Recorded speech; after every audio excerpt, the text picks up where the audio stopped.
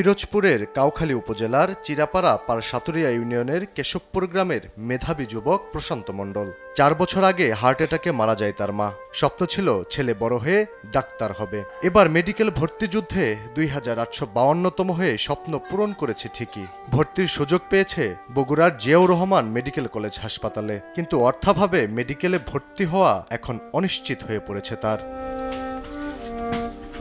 দিনমজুর বাবার কপালে এখন চিন্তার ভাঁজ, কিভাবে ভর্তি করাবেন ছেলেকে। অভাব অনটনে স্ত্রী ছাড়াই কোনোরকম 4 সন্তান নিয়ে চলছে প্রশান্তের বাবা গৌরাঙ্গলাল মণ্ডলের সংসার। এখন ছেলে মেডিকেলের সুযোগ পেলেও হতাশা আর দুশ্চিন্তায় কাটছে তার দিন। মেডিকেলে ভর্তি এবং লেখাপড়ার জন্য যে অর্থ প্রয়োজন তা কিভাবে জোগাড় হবে সেই চিন্তায় ঘুম নেই। সরকার পক্ষ থেকে বা অন্য কোনো পক্ষ থেকে সাহায্য সহযোগিতা করে এবং ওরা একটু গ্রেড ভালো, যদি শুধু বাংলাদেশে না বাইরে যদি পড়াই আনার মতো সুযোগ সুবিধা হয়, এইটাই আমি চাই, আর কিছু চাই না।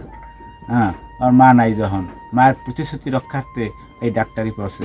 এমনকি বলছে যে আমার মা যেমন বিনা চিকিৎসায় মারা গেছে, আর কোনো সন্তানের মা জানো এইরকম বিনা চিকিৎসায় না মারা যায়। বুক ভরা ভালোবাসা আর দোয়া নিয়ে এগিয়ে যাওয়ার প্রত্যয় ব্যক্ত করেন বন্ধু স্বজন ও প্রতিবেশীরা। মা হার্ট অ্যাটাকের পর বিনা চিকিৎসায় মারা যাওয়ায় প্রশান্ত হতে চান কার্ডিওলজিস্ট, যাতে করে বিনা চিকিৎসায় তার মায়ের মতো গ্রামের আর কারো মৃত্যু না হয়। প্রশান্তের এই অর্জন গর্বিত করেছে এলাকাবাসীকে। ডাক্তার হয়ে একজন ভালো মানুষ হিসেবে সাধারণ মানুষের পাশে দাঁড়াবে, এমনটাই চাওয়া তাদের।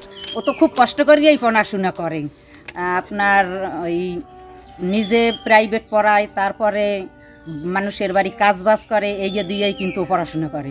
আমাদের বাড়িতে ওর বাবা কাজ করতে গেছে, ও সাথে আর কি গেছে। তা আগের দিন রাত্রে যে খাই না, এত ভাবতে পারিনি। পরের দিন আমাদের বাড়িতে চা টুস খাইয়া কাজে গেছে। প্রশান্ত আমাদের প্রতিবেশী ও মেধাবী ছাত্র খুব।